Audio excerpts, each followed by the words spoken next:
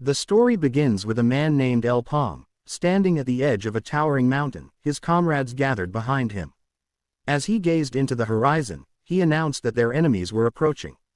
In the distance, thousands of monsters advanced toward Paume and his comrades, ready to engage in battle.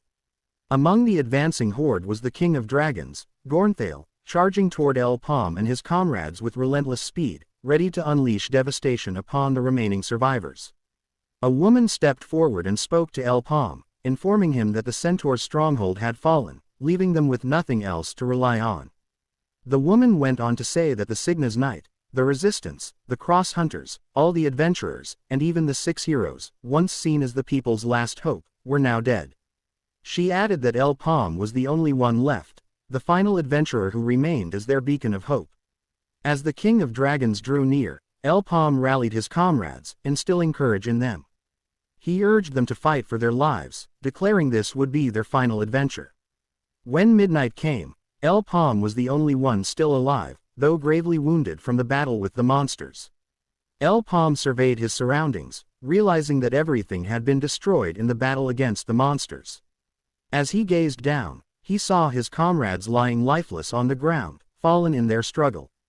On his knees, Paume found himself face to face with the severed head of the King of Dragons, Gornthale, which he had just cut off.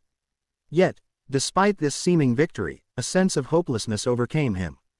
Looking up at the sky, he saw the dragon still flying above, alive and breathing, and at that moment, Paume knew it wasn't over yet. Paume then looked at the spot where he had severed the dragon's head and saw, to his dismay, that it was regenerating. In that moment, despair filled him. He had fought so hard, losing all of his comrades in the process, yet the dragon still lived. Paume muttered to himself that it had all been for nothing. Just then, the King of Dragons let out a deafening roar and launched itself straight at him. Seeing the dragon charging toward him, Paume closed his eyes, accepting that this was the end. He resigned himself to his fate, knowing there was nothing more he could do. As he braced for the inevitable, Paume thought that not only was their adventure coming to an end, but so too was the world. At that moment, Paume, fueled by anger, slammed his fist into the ground. His face twisted with fury as he resolved that this would not be the end for him. He refused to die in such a pathetic way. Memories of his fallen comrades, Philip, Jaden, Alexis, and many others, flooded his mind. Each of them had sacrificed their lives for the hope of victory over the monsters. With a roar of defiance, Paume swore he wouldn't accept this fate. This was not how he would let himself die. In that moment, Paume stood up, fury burning in his eyes, and shouted the dragon's name in rage. With every ounce of strength he had left, he gathered his remaining energy and prepared to unleash his magic for one final, decisive strike against the King of Dragons. Filled with renewed determination, he vowed that no matter what happened, he would not give up. But just as he was about to release his magic, blood poured from his mouth. His body had reached its limit, drained of energy, and he could no longer cast his spell. At that instant, the King of Dragons unleashed a massive surge of magical energy from its mouth, aimed directly at Paume. As the dragon's breath hurtled toward him, Paume wondered why it had to end this way. He thought to himself that if only he had been stronger, things might have turned out differently. His comrades might still be alive, and the world might have been saved. He thought that if given a second chance, he could change everything. Just as the dragon's breath struck him, he suddenly heard an angry voice shouting for him to get up. Jolted awake by a splash of cold water, Paume opened his eyes, confused by the sudden shift in his surroundings. One of the merchants, clearly irritated, scolded Paume for pretending to be sick while on the job, reminding him to remember his place as a slave. Paume, on the other hand, was stunned by the situation. He was astonished to find himself still alive, given his last memory of being killed by Gornthale, the King of Dragons.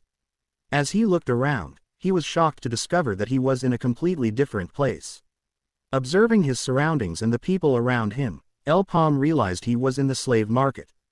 Paume could hardly believe he was in a slave market, especially since he remembered that such markets had been abolished long ago. Yet, as he observed his surroundings again, it became clear that he was indeed in a slave market. When he turned his gaze to the merchant standing before him, he realized with shock that this was the same merchant who had overseen him 6 years earlier, when he was still a slave. At that moment, Paume understood with a jolt that he had somehow returned to the past. As he pondered the surreal situation, the merchant, growing impatient with Paume's inactivity and prolonged sitting, clenched his fist and delivered a sharp punch to him. Paume took the merchant's punch directly to the face but remained unmoved, his expression unwavering. He reflected to himself that, on that day, he had been brought back to the beginning of his story. Moments later, sitting on the floor with his nose bleeding, Paume considered the possibility that he might be dreaming, but he quickly dismissed the thought. The situation felt too real to be a mere dream. Unable to fully grasp the bizarre reality he was in, Paume realized there was no other explanation for his predicament.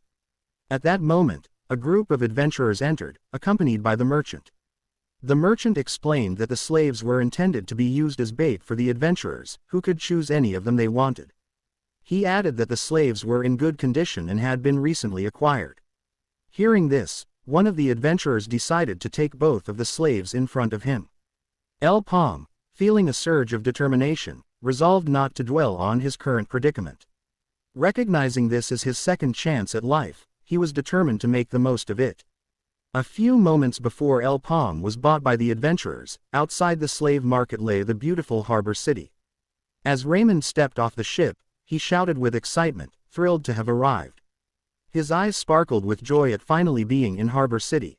Another adventurer, named Walker, approached from behind and asked Raymond if he was thrilled to have reached the city. Raymond, noticing Walker's own excitement, replied that Walker seemed just as happy as he was. At that moment, 2 more adventurers arrived from behind. One was a man named Turan, and the other a woman named Charlotte. Turan, catching the infectious excitement, exclaimed that he also wanted to take a break from their journey since they had finally reached Harbor City. He declared that this was where their adventure truly began. People lived in an era defined by adventurers who crafted their own quests and became heroes of their personal stories. During this time, mysterious gates had begun to appear worldwide, each leading to unknown realms filled with horrifying monsters unlike anything seen before. Countless adventurers had perished within the gates, but the unimaginably valuable and powerful items hidden inside continued to lure those with ambitious dreams. At that moment, Walker suggested that they needed bait to assist them when they ventured into the gates, which were teeming with monsters. Raymond, Turan, and Charlotte were puzzled by Walker's proposal. Walker elaborated, explaining that they couldn't plan effectively until they knew what awaited them inside the gates, as many adventurers had fallen due to unforeseen dangers. Therefore, Walker reasoned, they needed a slave as bait to help them navigate these dangerous situations. Charlotte then added that they needed someone to draw attention away from them while they made their escape. Agreeing with Walker, she endorsed the idea of using a slave as bait, calling it a sound plan. As they entered the slave market, a merchant greeted them and explained that the market was operated by the Gafor Merchant Union. He went on to say that all the slaves there were intended to be used as bait, so they could choose any slave they wanted. The merchant also assured them that the slaves were worth the price and recommended that they purchase from him.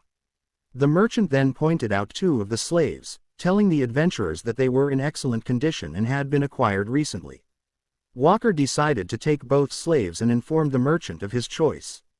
The merchant, pleased with the decision, agreed and, after completing the sale, wished them good luck on their adventures. Moments later, Walker, Raymond, Turan, Charlotte, and the 2 slaves, one of whom was Paume, stood before the gate. Walker approached the gate and informed everyone that he would mark the pillar to signal that they had entered. Noticing that no one else had ventured inside, he realized they would be the first to explore this gate. Walker then asked if everyone was ready, and they responded with excitement, confirming they were prepared. As they stepped through the gate, Raymond remarked that the experience felt unusual. Upon surveying their surroundings, he was astonished by the unique and mysterious environment that lay before them. As Raymond surveyed the surroundings, he commented that he had never encountered such a mysterious place before and that it was vastly different from what he had imagined. Walker reassured Raymond, advising him not to be overly nervous, and instructed everyone to move forward. He explained that gates were typically situated in areas distant from monsters, so they should have a brief reprieve from danger.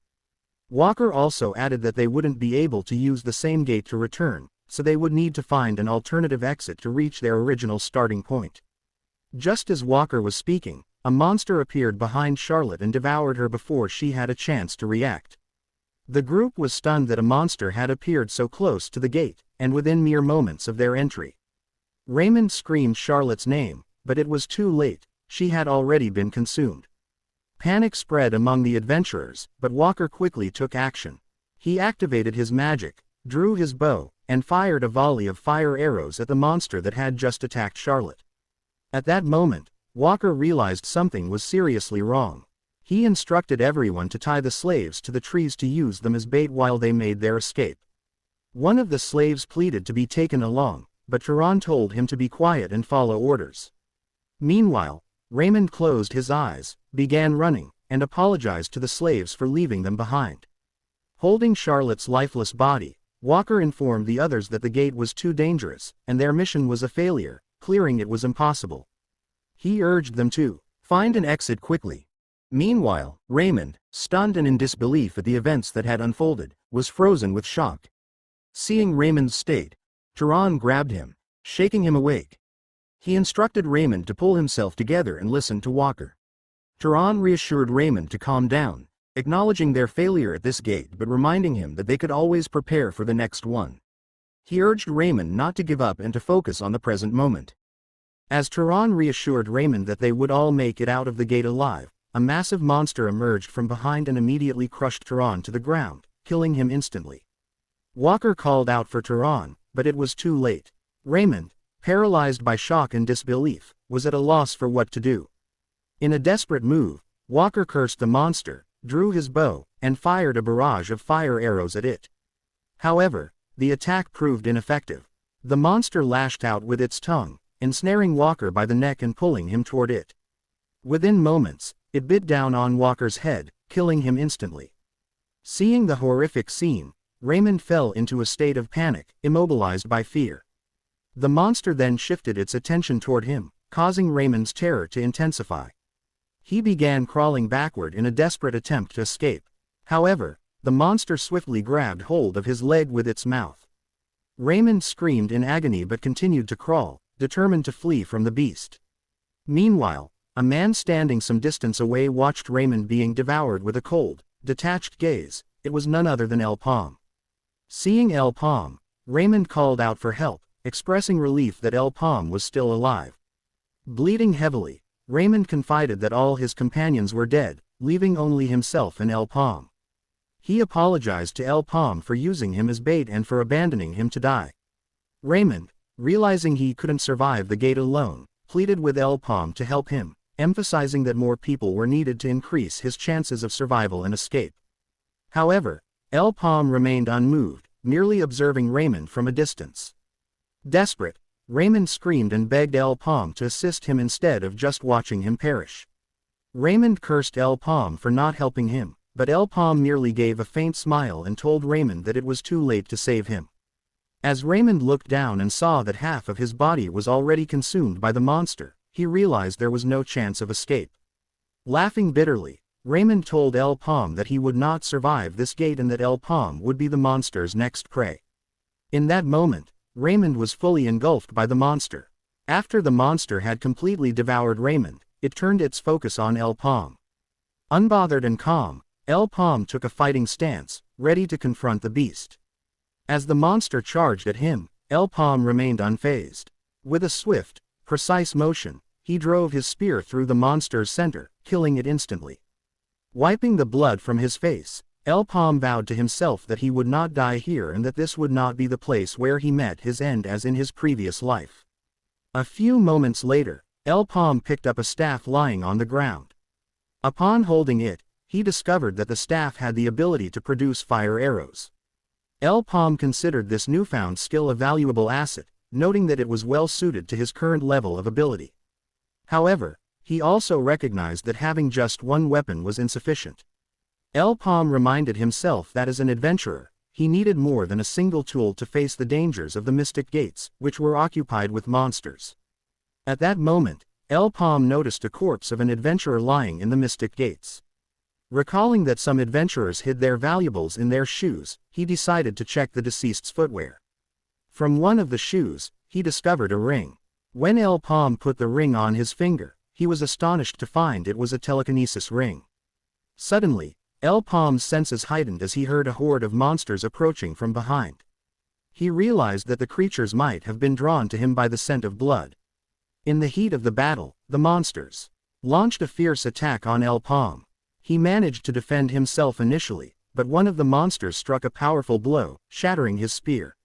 Shocked by the strength of the monster, Paume realized the weapon was now useless. Just as the monster was about to deliver a fatal blow, Paume swiftly used his fire arrows to kill it. Determined to make use of his newfound telekinesis ring, he decided to test its power. Using telekinesis, he manipulated the fire arrows to target and strike all the remaining monsters in the vicinity. Although Paume managed to kill many of the monsters, he knew he couldn't keep fighting them indefinitely. While he was contemplating his situation, the staff that produced fire arrows suddenly went on cooldown. Noticing this, Paume relied on his brute strength, using the staff to fight off the remaining monsters.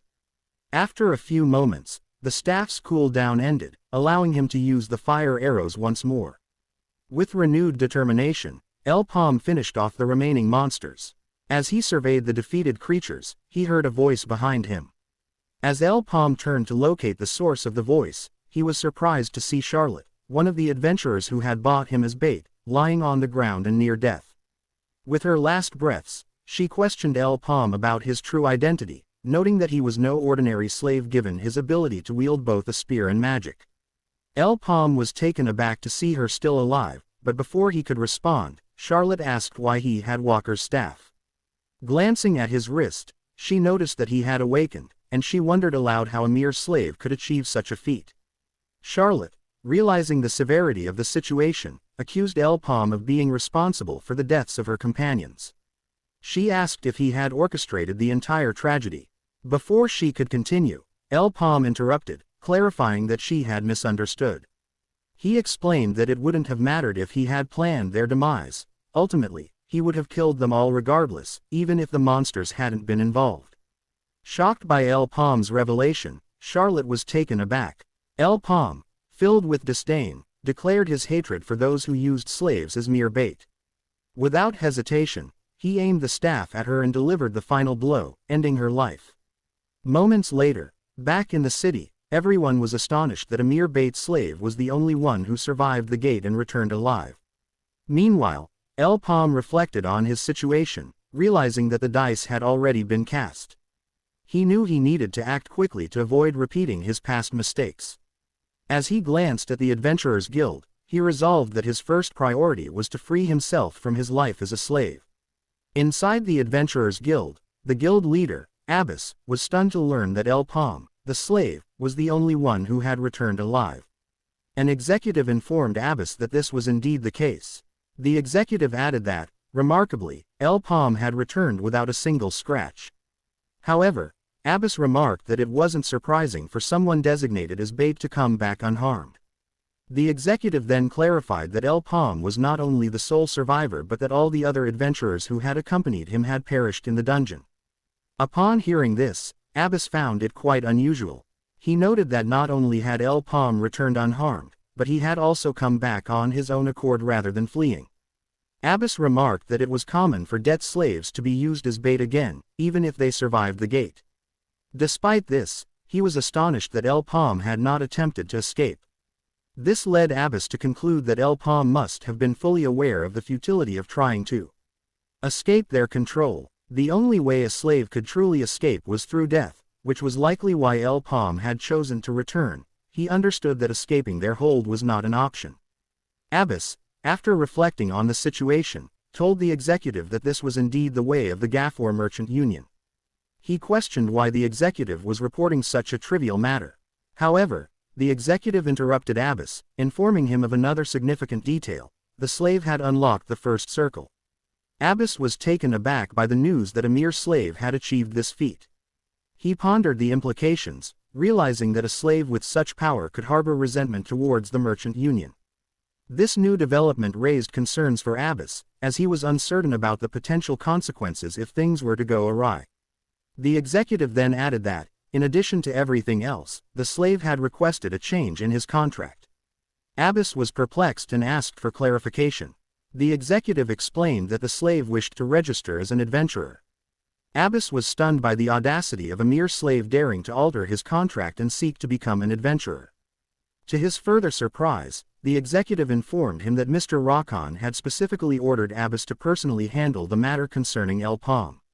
Abbas stood in shock, taken aback by the unusual interest of a high-ranking executive in such a lowly slave.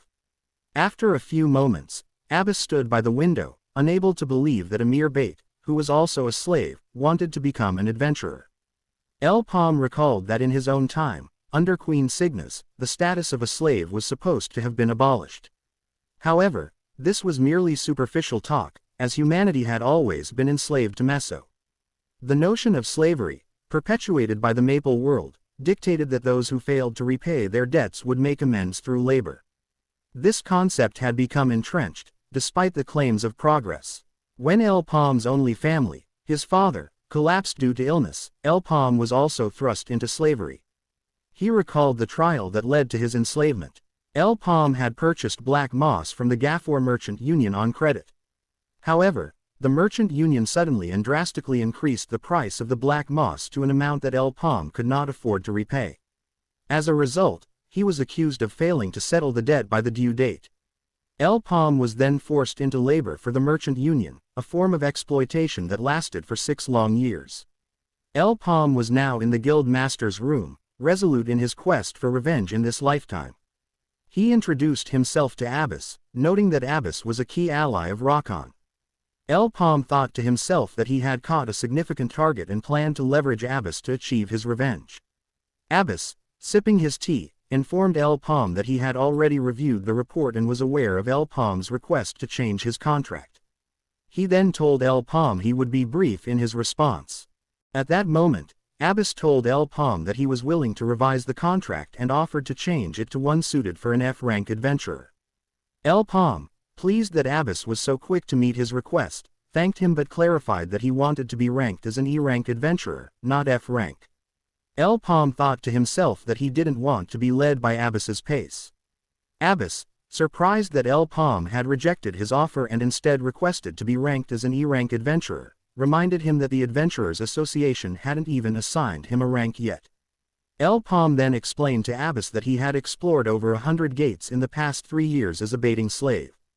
Upon hearing this, Abbas replied that this still didn't justify Paume being ranked as an E-rank adventurer, pointing out that Paume had always served only as bait during those expeditions and had never actually captured a monster. At that moment, Paume asked Abbas since when had monster hunting become the defining virtue of an adventurer, leaving Abbas surprised by the question. Paume then elaborated, explaining that the reason the first adventurers made a name for themselves was through survival, not monster hunting. He clarified further, stating that the true virtue of an adventurer is returning alive. Paume felt confident in that moment that Abbas would accept his offer, believing that the information from someone who survived a gate was more valuable than individual accomplishments. Abbas admitted that Paume had a point and acknowledged that surviving as a bait slave for 3 years was no ordinary feat. However, he added that it was also Paume's only real achievement. Abbas went on to tell Paume that he had only entered dungeons with low difficulty rankings, and that his so-called survival skills wouldn't hold up in higher ranking gates. Abbas then accused Paume of taking him and the others for fools, thinking they would offer a risky contract to someone likely to die before even repaying the money. As Abbas looked at Paume, he thought to himself that Paume wouldn't get far with such overconfidence. However, in that moment, Abbas felt an unusual repulsion, as if Paume was different from the other slaves. After carefully considering, Abbas spoke up and told Paume about a gate where only 5 people could enter at a time, and it already had 12 scars, meaning the bones of at least 12 entire parties were buried there. Abbas then challenged Paume, telling him that if he was truly as valuable as he claimed, he had to prove it by entering the gate and making it back alive. Abbas added that if Paume survived and returned, he would do anything Paume asked of him. Moments later, Paume stood with a group of 4 adventurers. One of them introduced himself as Shev, the tank of the group. Shev mentioned that he had heard from Abbas that Paume was a baiting slave but reassured him, saying he didn't care about that and that Paume didn't need to worry. He added that his comrades felt the same as he gestured toward his team. Paume then responded, expressing his hope that they would work well together. Chev then mentioned that he had heard Paume could use fire magic, to which Paume confirmed it was true. One of the other adventurers stepped forward with a cocky attitude and said he'd heard that mages couldn't use magic or elements other than the one they were born with. He added that, apparently, any item unrelated to their element was useless to them, making things complicated. Chev then gathered everyone's attention, stating it was time to stop chatting. He explained to Paume that their mission wasn't to hunt monsters but to retrieve items left behind by the 12 parties that had been annihilated. Inside the gate, once they collected the items, they would return them to the Union. Chev added that the Union would reward them with 3,000 meso for each item they retrieved. Max, one of the adventurers, expressed his dissatisfaction with the price, saying it was too low. He argued that if they only retrieved a few items, they wouldn't gain anything significant, as items for First Circle adventurers were worth 7,000 meso or more. Therefore, the price they were being offered wouldn't even be half of the original value. Another adventurer named Tom interjected, telling Max to stop complaining. At that moment, Chev cut in, instructing them to stop talking and emphasizing that it was time to earn some money. Moments later, they all entered the gate. Max remarked that while the area was bright, it felt dreary. Chev then urged everyone to pay attention to their surroundings, noting that there was still a high chance of a long battle in the dense forest. He suggested they set up a base before that happened. Tom proposed that they establish their base in a tree, pointing out that the branches would make it easy to hide and move between them. Chev agreed, calling it a great idea, and decided they should proceed with that plan. At that moment, they took out all the tools needed to set up camp. Max approached Paume and assured him he could rest, as setting up camp was his specialty, while Tom worked on the setup. After a short while, they successfully finished building the base in the tree. Chev then announced that now that the base was ready, they would split into 2 groups to search the surrounding area. The group split up, with Tom, Max, and Roa assigned to Group 1, while Chev and Paume would form Group 2. Chev explained that they would each take the east and west sides to scout the area and then return to the base. He emphasized that if anything happened, they should send a signal and rush back to the base immediately. Chev then asked everyone if they understood, and they all confirmed they were clear on the plan. A few moments later, as they explored the gate, Chev was surprised that they hadn't encountered a single monster, let alone any items from the past adventurers. He told Paume that they would need to move further inside the next day. Changing the subject, Chev asked Paume how his first mission as an adventurer was going. Paume admitted that he was feeling nervous. Chev laughed when he heard that and told Paume it was the same for everyone. He explained that even after being an adventurer for a long time, he still felt nervous every time he stepped inside a gate. However, he added that despite the fear, he had the courage to enter because he had good people by his side. Chev acknowledged that it might sound awkward for him to praise them himself, but he wanted Paume to know that they were truly good companions. Chev then told Paume that he felt sorry when he heard about his past as a bait and a slave, admitting he couldn't imagine how difficult it must have been for him. Turning to Paume, Chev invited him to join his squad, if that was okay. However, just then, he noticed something on the ground. Paume quickly responded, asking Chev not to feel sorry for him. Night fell, and everyone sat around the fire. As they chatted about work, Chev suddenly interrupted, urging them to stop discussing it while they were eating, reminding them they could think about work the next day. Meanwhile, Paume quietly listened to their conversation. A short while later, as it was time to sleep, Chev, Max, Tom, and Roa approached Paume, asking if he was still awake. When they saw he wasn't responding, they burst into mischievous laughter. Max joked that Paume wouldn't be able to answer them because he was fast asleep. Max then remarked to Chev that he was being overly cautious since they had already mixed a sleeping herb into Paume's food. He confidently stated that Paume wouldn't wake up anytime soon because the herb was extremely powerful. Max added that Paume had consumed so much of it that it was a miracle he was still alive. He then mentioned that the fire arrow staff Paume was supposed to fetch would fetch them a good amount of money if they sold it. Excited by the thought, Max pulled out his dagger, intending to kill El Paume right then and there. As Max plunged his dagger toward El Paume, he felt nothing when he struck. Confused, he opened the cover, only to find it was empty, filled with rocks and wood shaped like a human body. Everyone gasped in shock, realizing that El Paume was nowhere to be found. At that moment, Chev instructed everyone to search for El Paume, insisting he couldn't have gotten far. Just as he spoke, a massive explosion erupted nearby, engulfing their base in flames. Panic spread as they realized their food supplies could also be lost in the fire. Chev then suggested that this might all be El Paume's doing, but before he could finish, Tom shouted in alarm, telling Chev to look at what was in front of them. As Chev looked up, he was shocked to see a massive monster staring right at them. In that moment, he realized that El Paume had set them up and used them as bait. Just then, the monster lunged at them with a powerful attack, but they managed to dodge just in time. From a distance, El Paume observed the scene and thought to himself that they shouldn't have been so kind to him if they intended to trick him. After all, in a gate where over 12 parties of veteran adventurers had failed, he couldn't believe they would so easily welcome a slave like him. El Paume concluded that it was clear the four were up to something sinister. El Paume studied the monster and realized it was the boss of that area. He suspected it might be that monster, given the broken remnants scattered on the ground, but he never expected it to be this massive.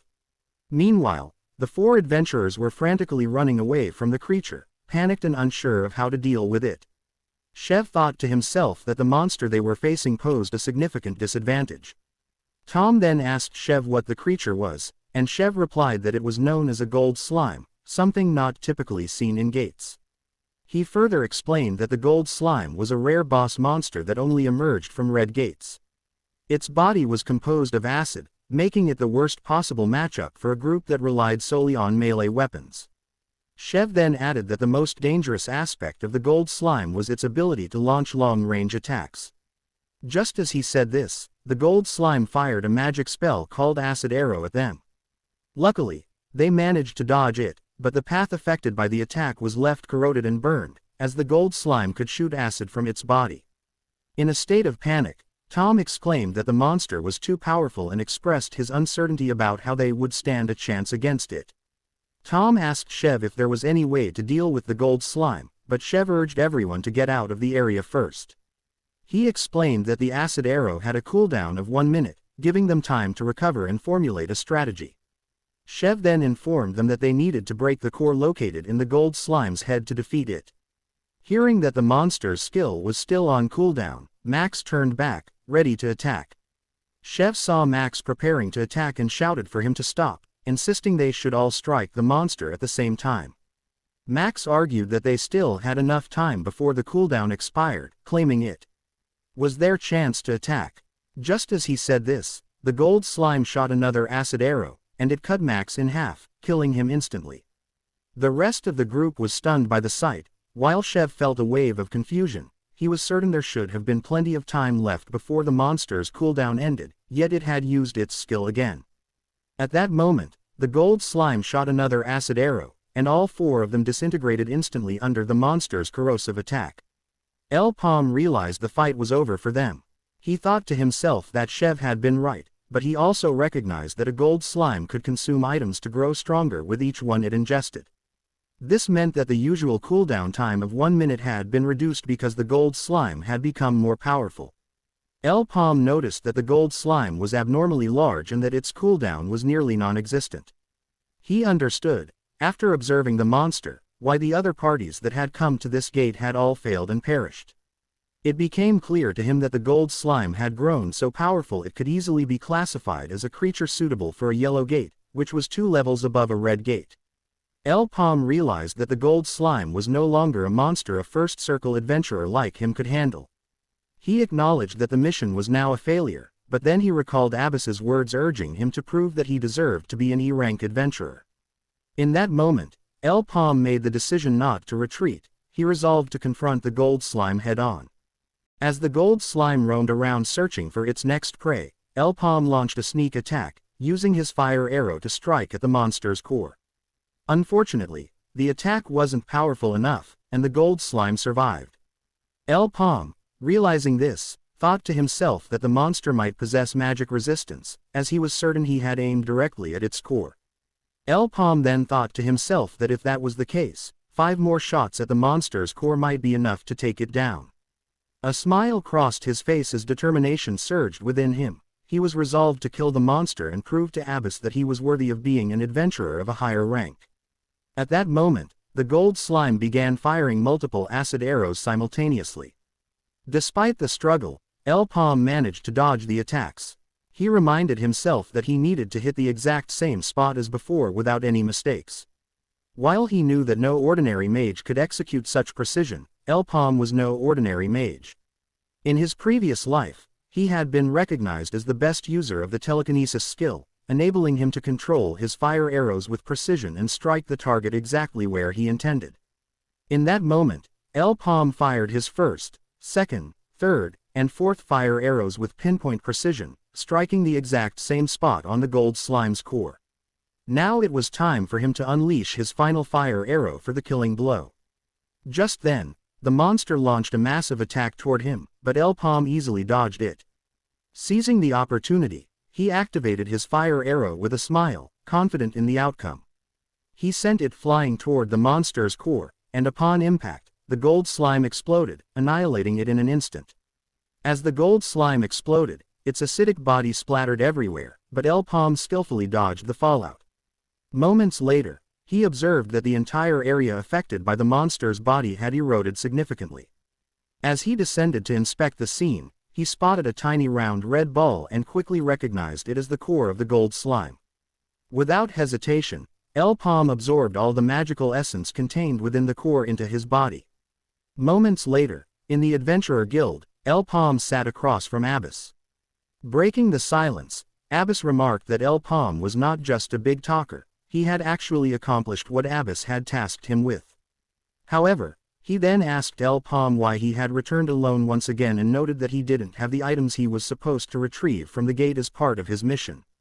Paume then explained to Abyss that the adventurers assigned to team up with him were inexperienced and had ulterior motives, trying to steal the items he had worked hard to collect.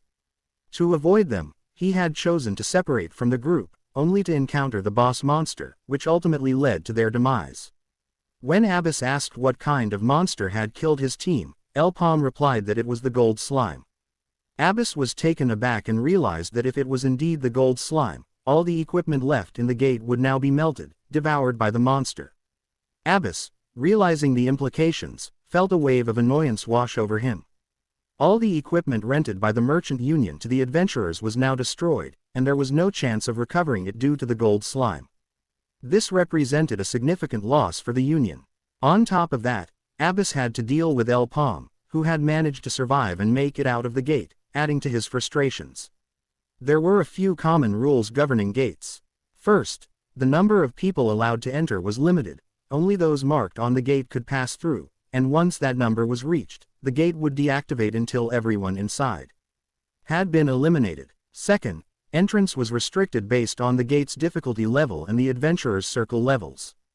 Gates were categorized by color, ranging from red to purple, and individuals with higher circle levels than the gate's difficulty could not enter. Thirdly, there was only one chance to raid each gate. This presented a significant obstacle for adventurers. If anyone who entered the gate survived and exited, the gate would be destroyed and could not be accessed again. As long as the adventurers who entered remained alive, there would be no additional opportunities to raid that gate. Abyss reflected on this, realizing that the gate Paume had entered was already a lost cause. Additionally, dealing with a gold slime was far beyond the capabilities of any adventurer, rendering the gate essentially useless.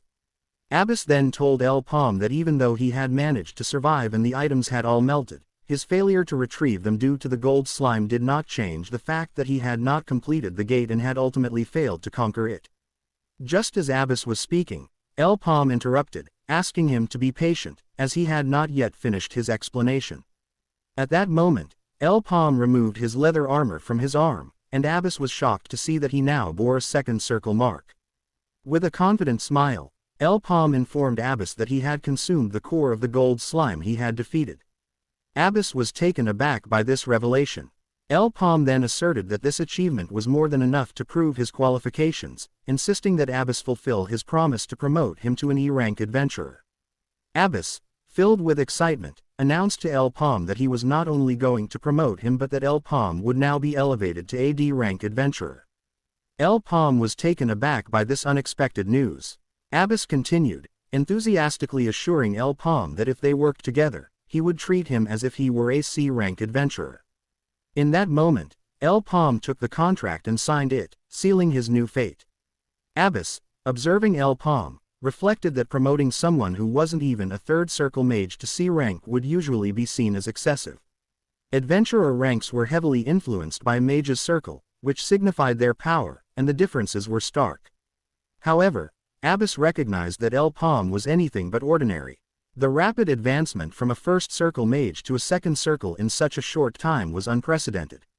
Abbas thought to himself that he had never encountered anyone like Paume before and realized that he needed to recruit him for future endeavors. Paume realized that his treatment had improved faster than he anticipated, but he chose not to dwell on it. His focus shifted to the significant event approaching in the next few days, the opening of the Red Rank's first 100-member gate raid. This major event was garnering attention from both the Lithport Merchant Union and various guilds, and Paume suspected that the Gafor merchant was also quite interested. Considering the urgency of his own plans, Paume thought it might be a perfect opportunity to advance his goals while the excitement around the event was building. Paume then asked Abbas for a favor, prompting Abbas to inquire about what he needed. When Paume requested a loan, Abbas was taken aback and annoyed that he would dare to ask for money. After a moment, Abbas moved to the window, watching Paume as he considered his next steps.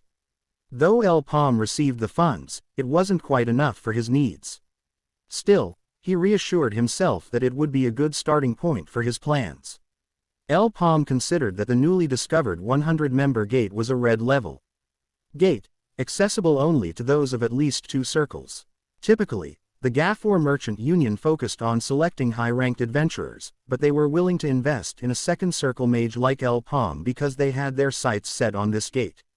Although he had secured some money, he knew it would be unwise to spend it all on items that suited his level, as those would be prohibitively expensive. Instead, Paume thought it might be more strategic to consider purchasing a slave at the slave market, as that could provide him with valuable assistance. As Paume contemplated his options, he arrived at the Lith slave market. A merchant greeted him warmly and inquired about the type of companion he was seeking, asking whether he needed someone for dungeon bait or a warrior to fight alongside him. Paume replied that he already had someone in mind and asked the merchant to simply lead the way. The merchant, puzzled by Paume's response, nonetheless guided him through the market until they reached the punishment ward. The merchant explained to Paume that they had arrived at the punishment ward, a place designated for disciplining slaves who misbehaved, exactly the type of individual Paume seemed to be looking for. With a hint of nervousness, the merchant asked Paume once more if he truly wanted the slave before him. Paume affirmed confidently that this was indeed the person he had been searching for. Before Paume's return, a significant event unfolded, the death of a person named Aaron, known as the Polearm Hero, which accelerated the end of the world. In her final moments, Aaron had one last disciple, Debo, infamous for being the hero killer. When Paume approached him, Debo coldly informed him that he didn't need to be there, insisting that he didn't know Paume and dismissively told him to leave. The merchant, upon hearing this, apologized for Debo's rude behavior. However, Paume reflected that while Debo's demeanor might have changed since his return, he was now merely a slave. Paume found it offensive that adventurers like Debo were being treated as nothing more than slaves, which he did not approve of. The merchant then mentioned that no one was as reckless as Debo. Paume reflected that, like himself, Debo was one of the few who gained attention after the world's last day of destruction. Paume recalled that he and Debo had often been compared to each other. They were from the same region, had awakened around the same time, and possessed similar skills. But what truly connected them was their shared dire need for money at that moment. Paume then asked Debo directly how much he was worth. Debo, after studying Paume, remarked that he looked like a young master from a wealthy family. Without hesitation, Debo declared his worth as 1 million meso and asked if that amount was acceptable to El Paume. At that moment, El Paume recalled that Debo had a younger sister who, unfortunately, suffered from black blood disease. While El Paume was lost in thought, Debo grew irritated and told him to leave if he didn't have the money. But just then, El Paume reached into his bag, pulled out a stack of bills totaling 1 million meso, and showed it to Debo. Both Debo and the merchant were stunned at the sight of the money. The merchant immediately asked El Paume if he was really willing to pay 1 million meso for Debo, while Debo, still in disbelief, questioned whether the money was real or counterfeit. El Paume then asked them to hold on and told Debo to listen carefully. He explained that the contract terms would last for 1 year, with the dungeon profits being split 70-30 in El Paume's favor. El Paume added that he would have the first pick of any items that dropped from the gate. At that moment, the merchant realized that El Paume was proposing a partnership with Debo as an equal party member, not as a slave. El Paume then handed the contract to Debo, telling him to review it. Debo immediately grabbed the contract and warned El Paume that there would be no turning back once it was signed. As he reviewed the terms, Debo realized that what El Paume was offering was an incredible deal, far better than what most slaves could hope for. Usually, slaves wouldn't receive any share of the loot from the gates they entered with their buyers. Understanding the significance of the offer, Debo bit his thumb and signed the contract with his blood. El Paume, observing this, thought to himself that Debo had accepted without hesitation because his sister's life depended on it. Debo needed money urgently to save her. El Paume then gave a small smile and told Debo that since the contract was sealed, they would head straight to the gate immediately. Debo, full of enthusiasm, assured El Paume to leave everything to him. El Paume's expression then turned serious, and he told Debo that he needed to prove his worth. In response, Debo, smiling confidently, promised El Paume that he would work harder than anyone El Paume had ever seen. Moments later, as the two made their way to the gate, Debo, still a bit confused, expressed his gratitude to El Paume for buying him a new weapon. However, he mentioned that he usually fought with a longsword, and right now, he was holding an axe. Debo suggested that they return to the shop to exchange the weapon for one he was more accustomed to using.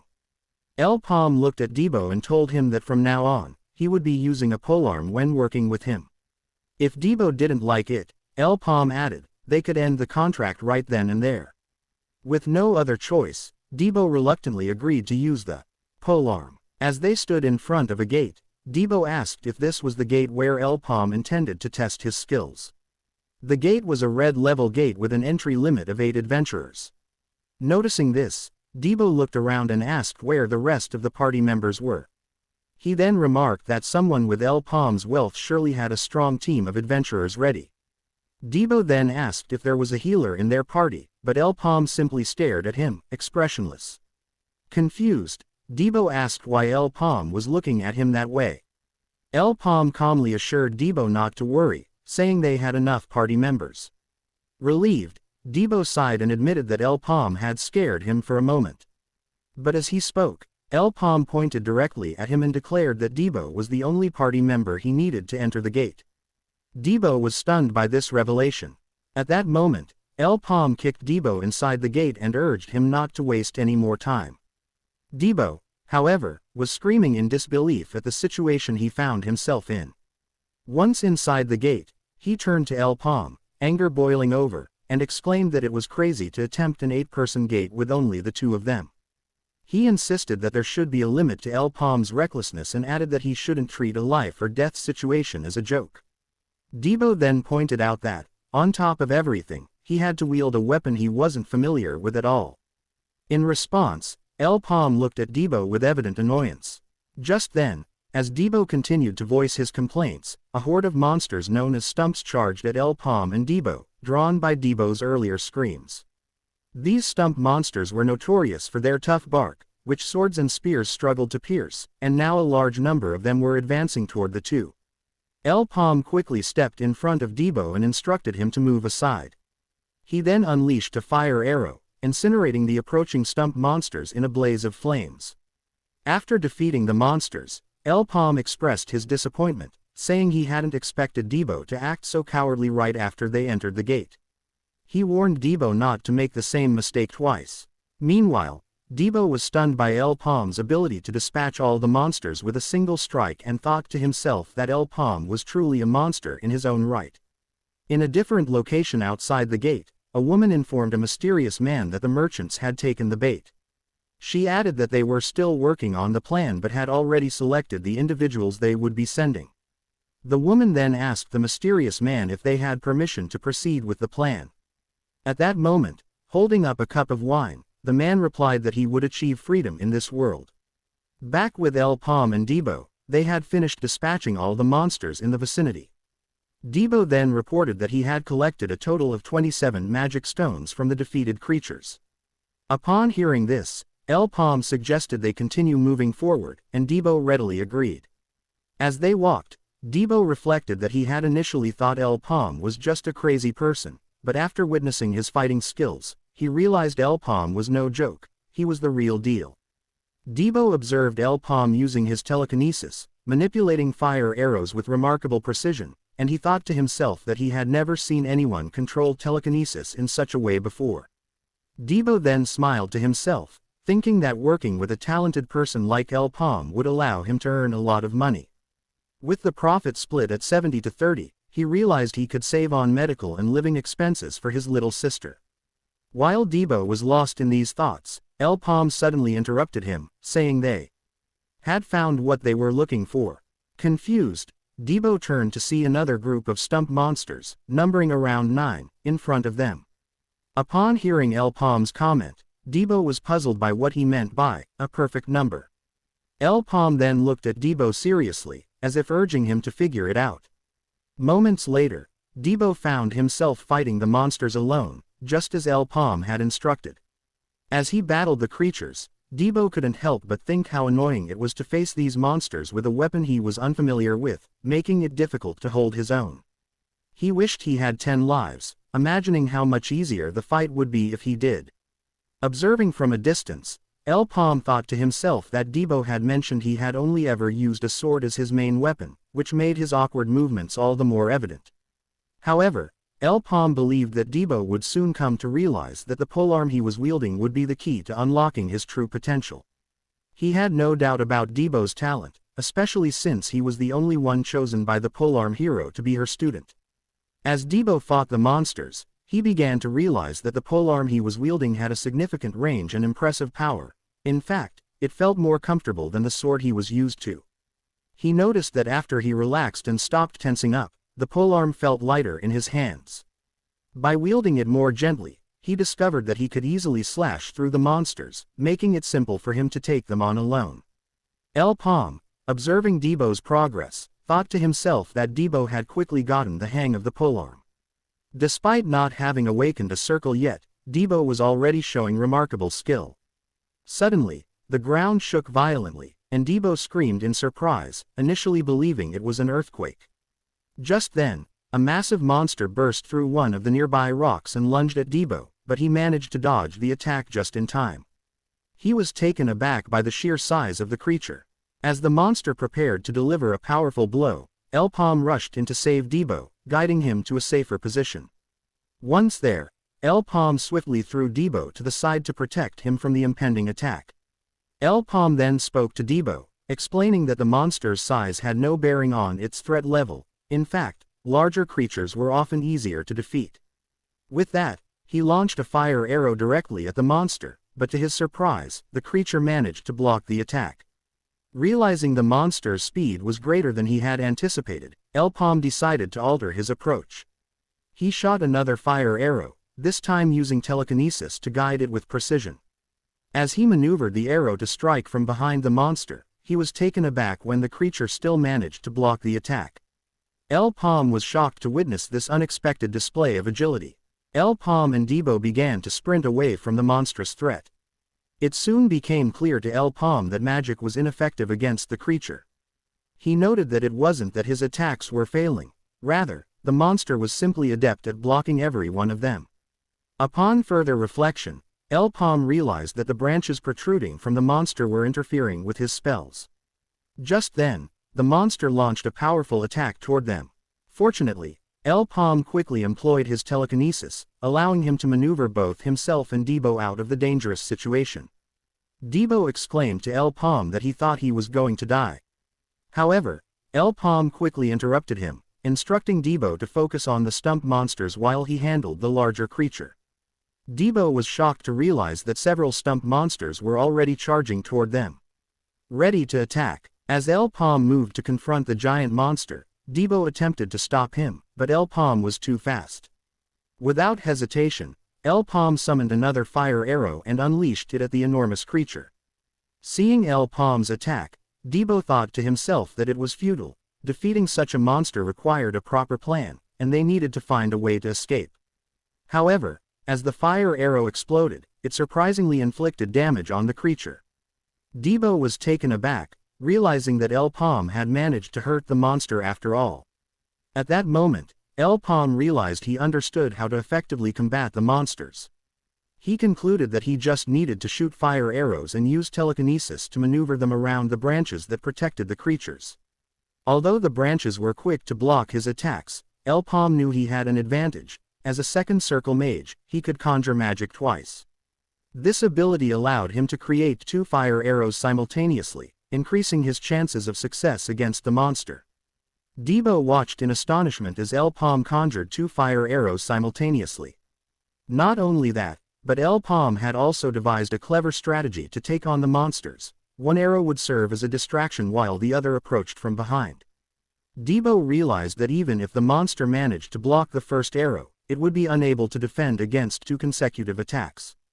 As the monster struggled to counter Paume's tactics, Debo couldn't help but think that Paume was even more formidable than he had initially imagined. At that moment, several stump monsters managed to slip past Debo and positioned themselves behind Paume, preparing to attack. Debo, noticing the danger, shouted a warning to Paume. However, Paume remained calm, using his telekinesis to direct his fire arrows and swiftly eliminate all the monsters that had approached from behind. Turning toward Debo, Paume expressed his disappointment, telling him that he expected Debo to handle the smaller monsters on his own, leaving Paume to assist only when necessary. At that moment, the massive monster launched a powerful attack toward Paume, but he skillfully dodged it. Paume reminded himself that he couldn't let his guard down against such a formidable foe. Just then, Debo rushed in front of Paume, swinging his pole arm and delivering a hefty blow to the monster. Turning to Paume, Debo exclaimed that he had just saved him and demanded that Paume retract his earlier criticism. Paume smiled at Debo, activating the power of his staff, and remarked that Debo finally seemed to be proving his worth. With newfound determination, Paume declared that it was time for them to finish off the monster, and Debo wholeheartedly agreed. In that moment, Paume summoned 2 fire arrows, aiming them directly at the monster's branches to clear a path for Debo. With the obstruction gone, Debo swung his pole arm and delivered a powerful blow to the creature. Paume instructed Debo to attack the monster from the left while he would strike from the right, and Debo nodded in agreement. As they launched their coordinated assault, they unleashed a flurry of attacks, successfully severing multiple branches of the monster. However, just then, the monster retaliated, delivering a heavy blow toward Debo. As Debo was about to be thrown into the creature's maw, Paume quickly used his telekinesis to pull Debo to safety, preventing disaster. At that moment, Paume realized that the situation was becoming increasingly troublesome. Meanwhile, Debo felt overwhelmed, believing he wouldn't be able to escape the monster's relentless attacks. Shouting at Debo to finish the monster, Paume urged him to act decisively. Seizing the moment, Debo swung his pole arm with all his might, delivering a powerful strike to one of the monster's eyes, completely destroying it and leaving the creature partially blind. As he landed back on the ground, Debo declared that he wasn't finished yet. With renewed determination, he launched himself at the monster again. Paume, using his telekinesis, retrieved the pole arm lodged in the monster's eye and sent it back into Debo's waiting hands. With perfect timing, Debo executed another fierce attack, injuring the monster severely. The monster, however, still clung to life. In a decisive moment, Paume fired 2 of his fire arrows directly into the creature's mouth, incinerating it to death. After the threat was eliminated, Paume approached Debo, who was nursing his injuries, and praised him for his excellent performance. Debo, in turn, complimented Paume, and they stood together, watching as the monster was reduced to a charred husk. Moments later, as night fell inside a cozy house, a little girl glanced at the clock and realized it was getting late. She was about to eat her dinner and reminded herself to eat quickly so she could go to bed. Just as she began to pray, she heard a knock on the door. Curious, she opened it and was taken aback to see her older brother, Debo, standing there, bruised and covered in blood. With a smile despite his condition, Debo greeted her, saying he was back. Overwhelmed with emotion, his sister couldn't hold back her tears any longer. She burst into tears and immediately hugged her brother tightly, relieved to see him. In a desolate area, a solitary house stood, belonging to Paume. Upon arriving home, Paume was met with a heart-wrenching sight. His father lay lifeless, having been left unattended since Paume was taken as a slave at a young age. Staring at his father's still form, Paume remained silent, a storm of emotions brewing within him. With a heavy heart, he activated his fire magic, igniting flames that consumed both his father's body and their home. Once the inferno was underway, Paume turned away, leaving behind the remnants of his past. The following day, Abbas sat in his office, deep in thought, realizing he faced a significant challenge with the upcoming 100-man gate. He was uncertain about how to organize the event effectively, especially with Sir Rakan overseeing things this time. Abbas knew that any failure on his part could lead to serious repercussions. He considered that all 10 major merchant unions would be intensely focused on clearing the gate. Abbas acknowledged that securing an epic or higher tier item was almost guaranteed in a 100-man gate, with the possibility of even obtaining a legendary item if luck was on their side. However, he also recognized that, given the number of guilds participating in this venture, the likelihood of acquiring a legendary item for themselves was slim. Among the guilds participating, the 3 Natasha sisters from the Golden Merchant Union stood out as formidable contenders. Their power was so impressive that it was hard to believe they were merely second circle adventurers. Even the second circle adventurers from the Gafor Merchant Union paled in comparison. When considering the overall talent pool, not just from the Goldrich Merchant Union but from all 10 major merchant unions, it was clear that the adventurers being sent were the cream of the crop. Abbas was acutely aware that his Gafor Merchant Union was significantly outclassed by these elite adventurers. Just then, a knock echoed from Abbas's door. As he called out to ask who dared to disturb him, Sir Rakan entered, catching Abbas by surprise. He immediately greeted Rakan with respect. Sir Rakan took a seat in Abbas's chair and inquired whether Abbas had prepared the list of parties that would be participating in the 100-man gate from their side. Abbas, feeling flustered, apologized, admitting that he had not yet organized it properly. Rakan, taken aback, expressed his surprise at Abbas's oversight, noting that it was unlike him to fall behind on his responsibilities. Rakan then turned to Abbas and asked what he thought about Paume, the new recruit. Abbas replied that while Paume showed considerable talent, there were several factors to consider. He pointed out that, although they recognized Paume's skills, they couldn't overlook the incident when Shev's entire party had been wiped out. That incident made Abbas particularly skeptical. Upon hearing this, Rakan suggested that they should put Paume to the test once again. He mentioned that there happened to be a suitable location to assess Paume's abilities. Rakan advised Abbas to gather all the parties he had considered for participation in the 100-man gate. With a smile, he added that this time there would be many witnesses to determine whether Paume was truly as talented as they believed. A few moments later, Paume and Debo were en route to a different gate, ready to conquer new challenges. However, they weren't going alone, other adventurers would accompany them. Debo, noticing the number of adventurers, felt a surge of happiness and remarked to Paume that they would have plenty of company inside the gate. Just then, one of the adventurers approached them and asked if they were the 5th party. The man then looked at them with disdain and sneered, remarking that they were merely 2 individuals with a slave background. Paume, observing the other adventurers' unfriendly gazes, realized that they would not be welcoming toward him and Debo, given their recent history as slaves. Paume glanced at the adventurers and noticed that, although they weren't vocalizing their thoughts, their disdainful stares communicated a clear message. They believed that slaves like him and Debo would only hinder the other adventurers. El Paume acknowledged that it was typical for experienced parties to harbor such views. As he examined the group more closely, he realized that all the adventurers were either first or second circle mages.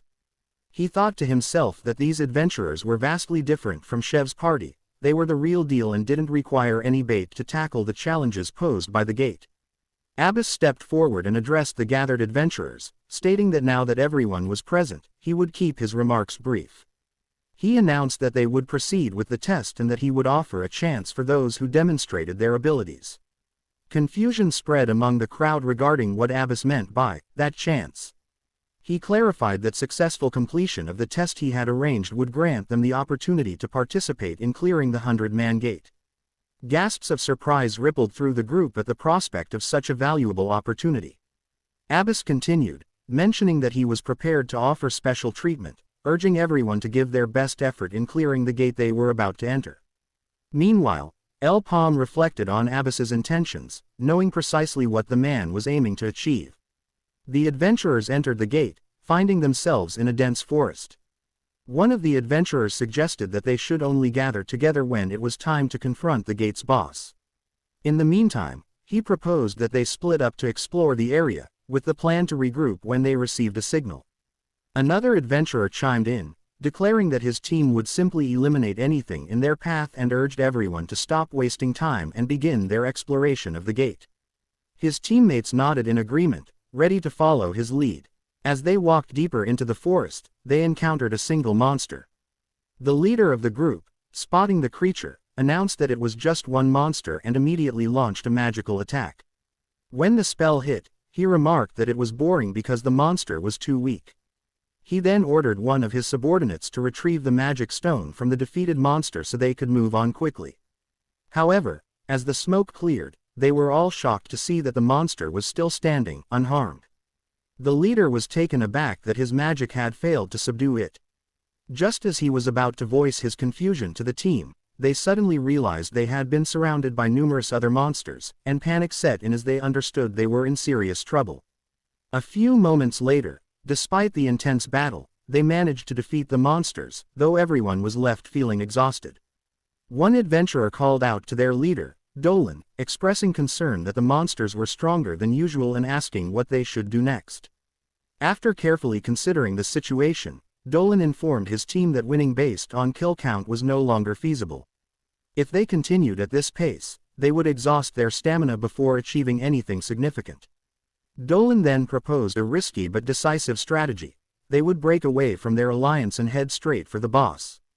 This way, they could secure a victory more efficiently. El Paume was already aware that the adventurers were planning to abandon the alliance and rush directly to the boss monster. Meanwhile, Debo urged El Paume to forget about the future and focus on the present, asking for help with the monsters since El Paume had been standing idle, talking without assisting. El Paume replied casually, pointing out that there were only 3 monsters, implying that Debo should be able to handle them on his own. Debo quickly shifted the conversation, telling El Paume that, given what he had just said, they shouldn't be wasting time and needed to move. As they spoke in unison, Debo suggested they should go after the boss monster, while El Paume, on the other hand, insisted they focus on clearing the smaller enemies. Debo was taken aback, confused by El Paume's response. He had assumed they would be going after the boss monster like the other adventurers, so El Paume's focus on the lesser mobs caught him off guard. El Paume then told Debo that the other adventurers were likely thinking the same as him. Instead of following the crowd, El Paume suggested they do the opposite and focus on clearing the trash mobs to rack up more numbers. He explained that killing the boss monsters wasn't the only way to earn a high score, how one dealt with the trash mobs was just as important. El Paume also cautioned that the boss monster was dangerous, the competition would be intense, and they couldn't predict what tricks the other teams might pull. They had to stay vigilant, as anything could happen inside the gate. Debo felt irritated hearing El Paume speak, thinking he always acted like he knew everything, though he couldn't deny that El Paume made a valid point. Sensing Debo's frustration, El Paume then mentioned that he had a bad feeling about the gate they were in, sensing something perilous. Meanwhile, in another part of the gate, Dolan and his team were still exploring. Suddenly, one of his team members called out, announcing that they had discovered an escape gate to leave the area. Upon seeing the escape gate, Dolan thought to himself that he hadn't planned on searching for it until later.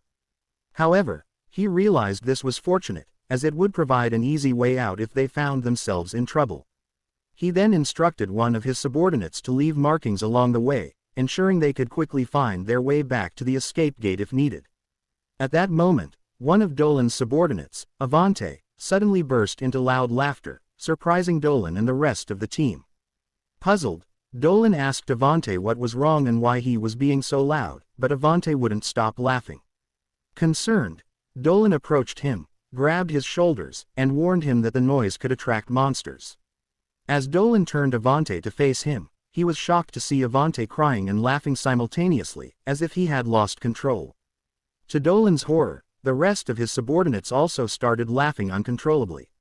It was then that Dolan realized they had all been poisoned by something that induced uncontrollable laughter.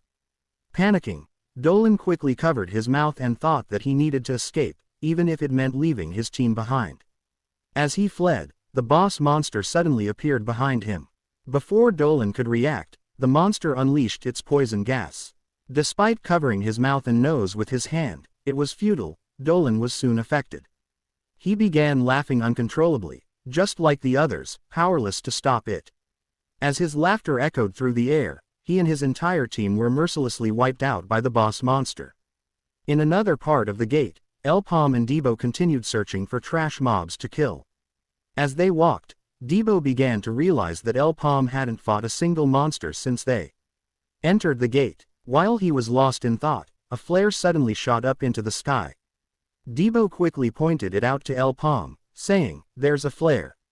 He then mentioned that while it was agreed they should signal if they found the boss monster, he was surprised that the other adventurers had actually been the ones to shoot the flare first. At that moment, everyone gathered in the area where the flare had been shot.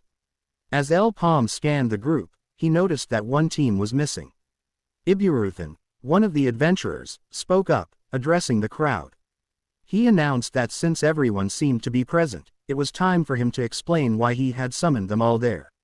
Iburu then spoke up, informing everyone that Dolan's party had still not arrived. He added that it didn't matter and there was no point in waiting for them, as they had already located the boss monster. Iburu recounted how they had witnessed Dolan's party being completely wiped out by the very creature they were now facing, the infamous mad poisonous mushroom monster. Gasps of shock rippled through the crowd upon hearing that the boss monster was the mad poisonous mushroom. Iburu emphasized that they were in serious trouble, as their party was ill-equipped to confront such a formidable foe. Another adventurer spoke up, insisting that if the boss monster was truly the mad poisonous mushroom, they needed to abandon their hunt and find the escape gate immediately to avoid any further danger. Hearing this, Paume thought to himself that the mad poisonous mushroom monster was the worst possible boss for them to encounter at their current level. The spores it spread made it extremely difficult to approach, which meant they couldn't rely on their numbers to take down the creature. Meanwhile, Debo was calling out Paume's name loudly, but Paume didn't hear him at all, causing Debo to feel frustrated at being ignored. Lost in his own thoughts, Paume was strategizing on how to deal with the boss monster. He realized that if they wanted to take it down, they would need to use ranged attacks. However, he also recognized that weak attacks would barely affect the monster, given its sturdy build and speed. Just then, another adventurer spoke up, informing everyone that unfortunately, the boss monster was blocking the path to the escape gate, making it impossible to escape without confronting it. Debo spoke up confidently, assuring everyone that they needn't be afraid of such a monster. He claimed that Paume, his boss, could take it down with just one of his invincible fire arrows. However, Paume interrupted Debo, telling him to be quiet, which only irritated Debo further. Paume then explained to Debo and the others that they would likely die if they engaged the boss monster without a solid plan. He added that his fire arrows wouldn't even graze the creature. Debo was taken aback by this revelation, shocked that Paume's fire arrows could do no damage. Curiously, he asked Paume why he believed that. Paume explained to Debo that even the regular mobs in the gate were tanky, so it was only logical that the boss monster would be even tougher to damage. One of the adventurers then turned to Iburu, asking what they should do in this situation and how they could quickly find a way to escape the gate. As Ibaru pondered their options, El Paume raised his hand and declared that he was willing to act as bait, if they could offer him 50,000 meso per person. With 30 people in the group, that meant they would have to pay him a total of 1.5 million meso. Debo was taken aback and asked El Paume what he was thinking, as the idea he proposed seemed outrageous. Ibaru then shouted at El Paume, telling him not to be so cocky. He added that while El Paume might be accustomed to using such tactics, those tricks wouldn't work on him. Ibaru emphasized that the boss monster was not one to be easily fooled by bait. He warned El Paume that if they followed through with his plan and he failed to distract the monster, resulting in his own death, the creature would then turn its attention to the other adventurers, leading to their instant demise. Ibaru then told El Paume that slaves like him only served as obstacles at higher levels. He pointed his finger at Debo, reminding El Paume that Debo had yet to awaken, meaning neither of them could act as effective bait. They were simply too weak and would be killed instantly by the monster before the other adventurers could escape. Debo, hearing this, felt a surge of anger. He thought to himself that the other adventurers were really starting to irritate him and had been picking fights with him and El Paume since earlier. At that moment, El Paume interrupted the two, asking Ibaru if he had a better plan than what he had suggested. Ibaru couldn't respond, as he had no plan of his own. Seeing this, El Paume pointed out that if Ibaru had a way to deal with the boss monster, he wouldn't have shot the flare to alert everyone. El Paume clarified that he was wrong in what he had said earlier. Their party consisted of himself, a second circle mage, and Debo, who was now a first circle mage. Debo was shocked and delighted to realize he had already achieved his first circle. El Paume then added that Ibaru was in no position to criticize them, considering his team also consisted of only first and second circle adventurers. Ibaru, upon hearing this, fell silent, as it was indeed true. At that moment, one of the adventurers interrupted El Paume, stating that if he was truly willing to be bait for them, he would agree to pay him. El Paume reassured the adventurer not to worry, confirming he would take on the role of bait as long as they were willing to compensate him. He added that he would collect the payment once they had safely exited the gate, reminding them that if they failed to escape, both he and Debo would simply become sacrifices without gaining anything in return. However, El Paume emphasized that everyone present needed to agree to his proposal, leaving the group in shock. He then instructed everyone to discuss and come to a decision. After a few moments, the boss monster remained near the escape gate, still devouring the remains of an adventurer. Suddenly, a fire arrow shot through the air, striking the monster squarely on the head. El Paume and Debo, standing at a safe distance, had their mouths and noses covered with cloth to protect themselves from the monster's toxic spores. El Paume then informed Debo that they would need to move from their current location as soon as the boss monster noticed them. Debo, confused, asked El Paume why they were doing this. Just then, the boss monster turned its attention to the two and launched itself toward them, prompting El Paume and Debo to begin their retreat. As they retreated, Debo asked El Paume why the monster was so fast despite its enormous size. Just then, one of the other adventurers shouted that they needed to hurry and activate the escape gate before the bait was killed. They quickly activated the escape gate, successfully allowing most of the group to escape. Meanwhile, El Paume and Debo continued to flee from the boss monster, facing attacks from smaller monsters in front of them. Debo, feeling furious, shouted at the smaller creatures, insisting they shouldn't underestimate him. In a burst of anger, he swung his weapon, effortlessly slashing through all the smaller monsters with a single blow. At that moment, the boss monster was poised to deliver a devastating attack on Debo, but El Paume managed to block its strike and retaliated with a fire arrow to thwart the monster's advance. He began spamming fire arrows to keep the creature at bay, but with each passing second, the monster drew closer. Just as it was about to unleash another powerful attack, Debo and El Paume leapt off a nearby cliff into the water below, narrowly avoiding the blow. For the time being, they had escaped the monster, drifting along with the current of the water. A few moments later, El Paume and Debo reached the shore, and Debo, still catching his breath, told El Paume that he thought he was going to die at the hands of the boss monster. Curious, Debo asked El Paume what kind of creature it was. El Paume replied that it was the boss monster of the area and emphasized that they needed to prepare more thoroughly if they were going to take it down. Debo, surprised by El Paume's determination, asked if they were really planning to kill the boss monster. El Paume affirmed confidently that they were. El Paume then reassured Debo that he shouldn't worry, as they had originally come to hunt the boss monster. Debo replied that while they did intend to kill the boss, discovering it was the mad poisonous mushroom had given him second thoughts. He suggested that they should call for a tactical retreat. El Paume informed Debo that once they escaped the gate, they wouldn't be able to re-enter. Debo, feeling annoyed, snapped back that he was already aware of that. At that moment, Debo thought they should escape from the gate now, as they were done being bait for the other adventurers. He wondered how they were supposed to defeat the boss monster when even El Paume's fire arrows had proven ineffective. Moreover, El Paume had just mentioned that they would die if they attempted to fight the monster, leaving Debo confused about their next steps. El Paume then interrupted Debo's thoughts, stating that the situation had changed. Since the other adventurers had all escaped the gate, it was now a free opportunity for him and Debo to claim the rewards from the gate. El Paume added that they would also receive a bonus, making it a great opportunity for both of them. El Paume then noticed Debo's hesitation and asked what was bothering him, questioning whether Debo was considering breaking their contract. After a brief pause, Debo assured El Paume that he wasn't thinking of that at all. He expressed his determination to go through with it, adding that El Paume was going to give him a bonus for completing the mission together. With a smile, El Paume confirmed that he would indeed reward Debo.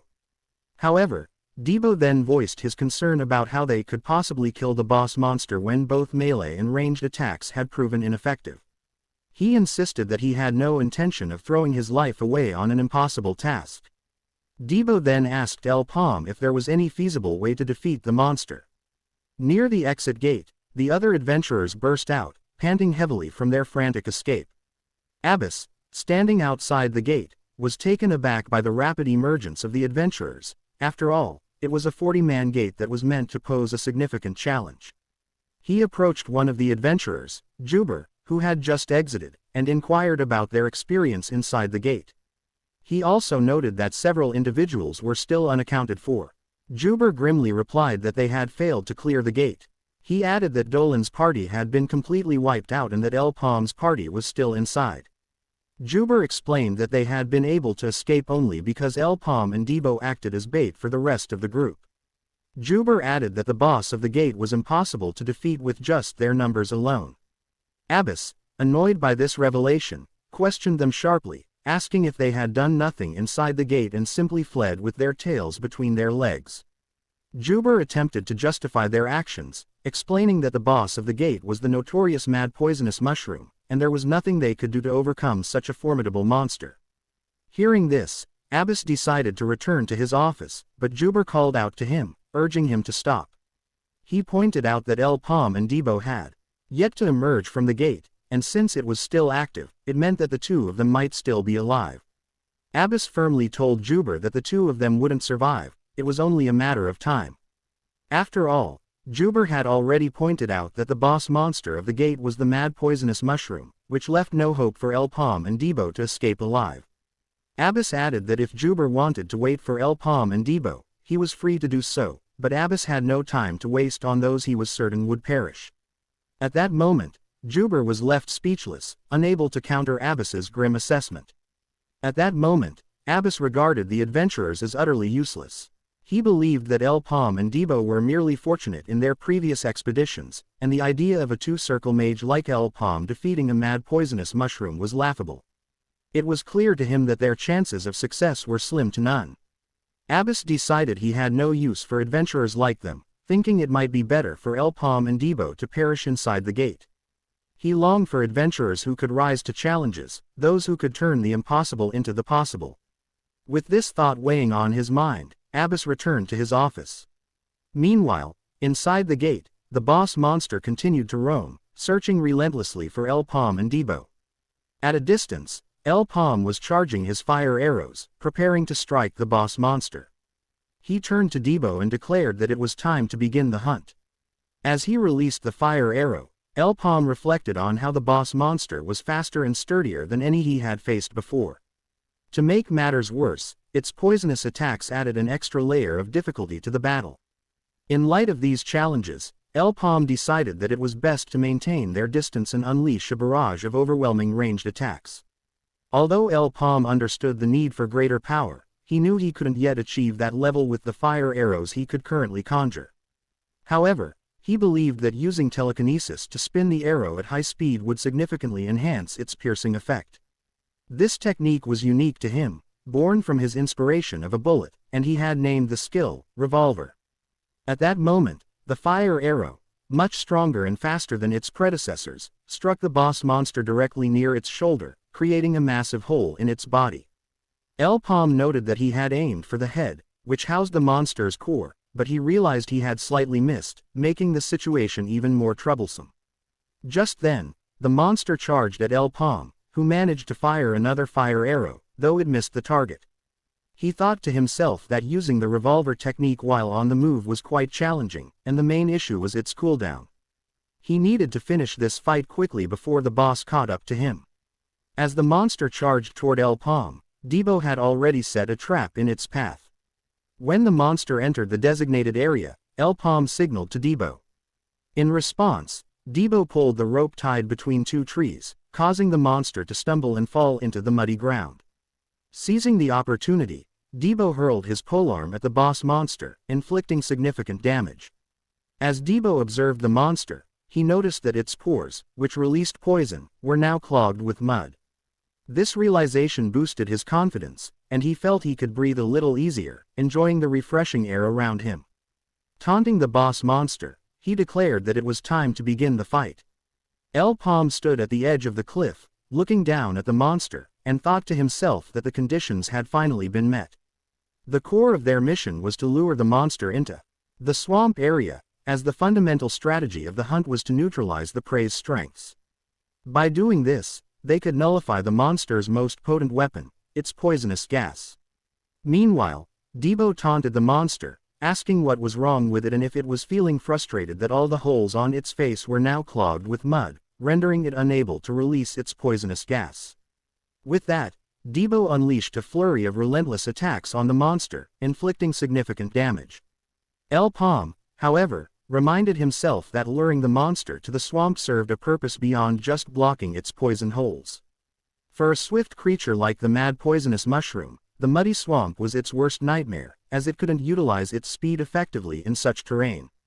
Seizing the opportunity, Paume unleashed his evolved fire arrows, now known as the revolver, and aimed directly for the monster's head. Debo, wondering if the monster was dead from the strike, was abruptly interrupted by Paume, who shouted at him to aim for the core located near the monster's head. At that moment, Debo hurled his polearm at the monster's head, but the creature managed to catch it, yanking Debo along with it. Quick on his feet, Paume employed his telekinesis to hurl a log of wood at the monster, successfully blocking its attack on Debo. Debo swiftly retreated, and as the monster struggled to locate him, Paume raised a wall of water around them to obscure the creature's vision. Seizing the opportunity, Debo approached from behind the monster and, with a swift motion, used his polearm to cleanly sever the creature's head from its body. After delivering the fatal blow, Debo looked up at Paume and gave him a thumbs up, signaling that he had completed the task. Paume smiled back, proud of Debo's accomplishment. However, their moment of triumph was abruptly interrupted when the headless boss monster launched a powerful attack toward Debo, sending him crashing to the ground. Confused and shocked, Paume struggled to comprehend what had just happened. He had been certain that the monster was defeated. As the reality of the situation sank in, Paume realized he must have overlooked something critical. At that moment, the headless monster began to climb the cliff toward him. Debo quickly got to his feet and shouted in frustration that the monster was really starting to annoy him. Fueled by rage, he unleashed his slash burst move, slicing through half of the monster's body. Yet, despite the significant damage, the boss monster continued its relentless climb toward Paume, determined to kill him. As it ascended, Paume noticed a gaping hole in the monster's body, revealing its true head hidden inside. Grateful for the monster's inadvertent guidance, Paume took aim and fired his revolver directly at the exposed head, killing the creature instantly. As the monster exploded, it released a torrent of poisonous gas into the air, prompting Debo to think that even in death, the creature was still a nuisance. Reacting swiftly, Paume used telekinesis to pull Debo away from the toxic cloud. Breathing heavily, Debo asked Paume if it was truly over, to which Paume replied affirmatively, praising Debo for his performance. He suggested they retrieve the mana stone once the poison cleared. Just then, to their shock, the monster re-emerged in the sky, its core still intact, and unleashed a massive cloud of poisonous gas into the atmosphere.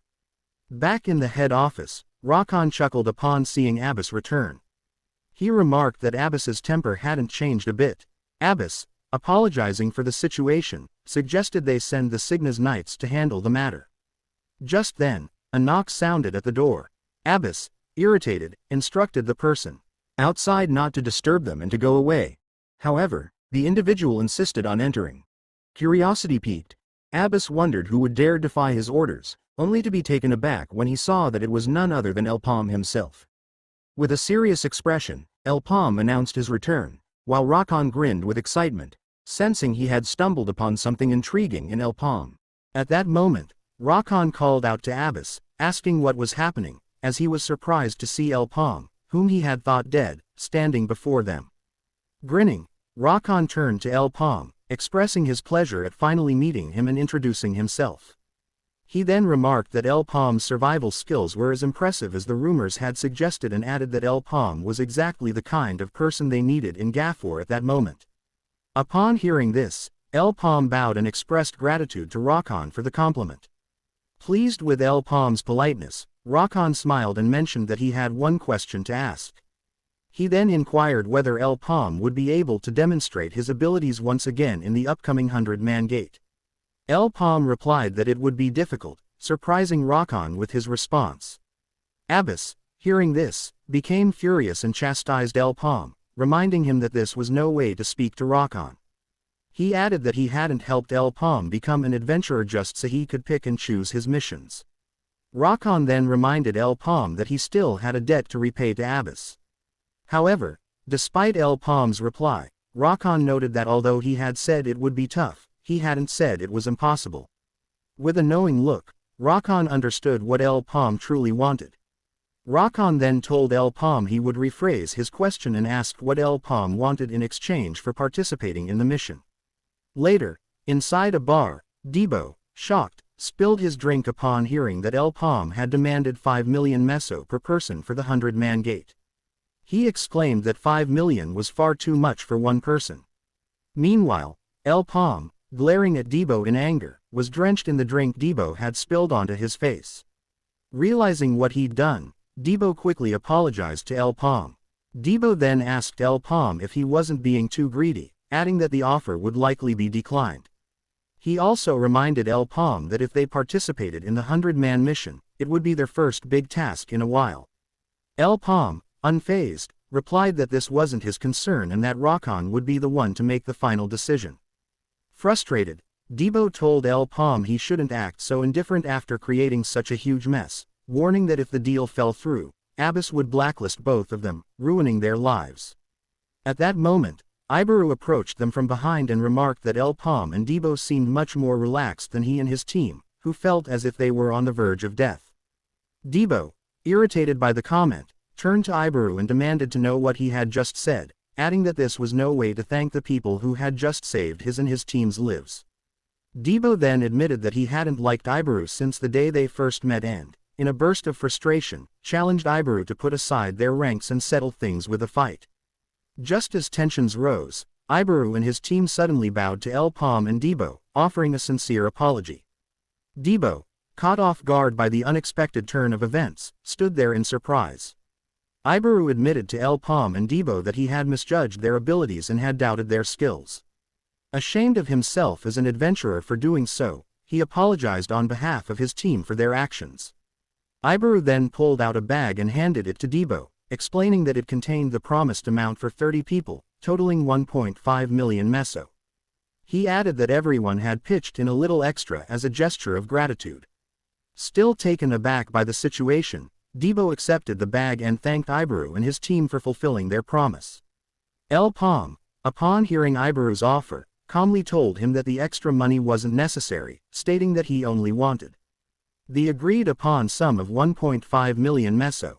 He then added that he was simply doing the job he was paid to do, so there was no need for gratitude toward him or Debo. Debo, frustrated by El Paume's response, felt irritated, having gotten excited over the extra money only for El Paume to refuse it. Inside his office, Abbas told Rakan that he disagreed with El Paume's request, stating that 10 million meso for El Paume and Debo was excessive. He added that such an amount was typically reserved for third or fourth circle adventurers, not for them. Abbas then informed Rakan that while El Paume might be the best candidate for participating in the 100-man gate, accepting his terms could set a bad precedent. He suggested that El Paume might simply be testing the waters and that it would be wise to call him back for a discussion about the pay. Rakan, surprised by this, asked Abbas if that was truly the case, noting that it wouldn't be unusual for El Paume to request twice the amount. Abbas was taken aback by Rakan's comment. Rakan handed Abbas a letter and urged him to read it. The letter stated that the Gafor Merchant Union would only be sending El Paume's party to participate in the 100-man gate. As Abbas read, he wondered to himself what just two people could accomplish at the 100-man gate. However, as he continued reading, he was shocked by the contents of the letter. He turned to Rakan and asked if the information was accurate. Rakan confirmed that it was true, explaining that he had obtained the information by paying a substantial sum of money. He then emphasized to Abbas that he should not be mistaken and added that the war had already begun. A few moments later, inside the 100-man gate, adventurers were preparing to enter. At that moment, El Paume and Debo arrived, and Debo expressed his surprise that the Gafor Merchant Guild had agreed to their terms. El Paume cautioned Debo not to get too excited and to focus on their current situation. Debo, in response, reassured El Paume that he was also an experienced adventurer now. As they conversed and walked, other adventurers began to take notice of El Paume and Debo. Debo remarked on the different atmosphere, but as he spoke, another adventurer approached and announced to everyone that there were new faces, pointing at El Paume and Debo. The adventurer then asked the two if they were adventurers from the Gafor Merchant Union, adding that it was nice to meet El Paume and Debo. He introduced himself as Sheldon, an E-class adventurer from the Genis Merchant Union. In response, El Paume introduced himself, stating that he was a C-class adventurer. Sheldon was taken aback by this revelation and expressed his surprise, mentioning that he had thought only first or second circle adventurers could enter the gate due to the restrictions. He was astonished to see a C-class adventurer present. At that moment, a woman approached and told Sheldon to give her some space, as she had business to discuss with El Paume. Realizing that El Paume was already engaged with her, Sheldon became irritated and walked away, remarking that it was a waste of time to talk to El Paume. In a flashback to the past, El Paume was in Abbas's office, where he asked Abbas why he needed to team up with another guild. At that moment, Abbas instructed El Paume to simply follow his orders and not ask too many questions. He explained that El Paume and Debo, as members of the Gafor Merchant Union, would be collaborating with the Cygna's Night Order for the 100-man gate. Abbas then explained to El Paume that the quota for the gate had already been filled by adventurers from other merchant unions, which was why they had decided to collaborate with the Cygna's Night Order.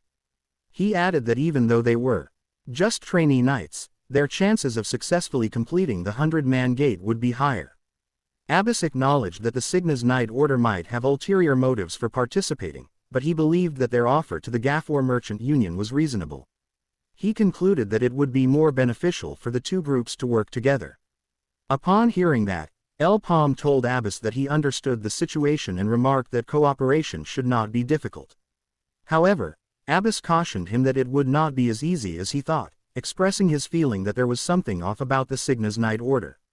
Back in the present, the woman introduced herself to El Paume as Kiri and explained that she would be leading the trainees of the Cygna's Night Order.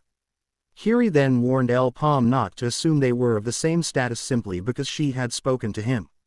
She made it clear that she wanted to avoid any additional trouble, instructing El Paume to listen to her words and follow her directions quietly.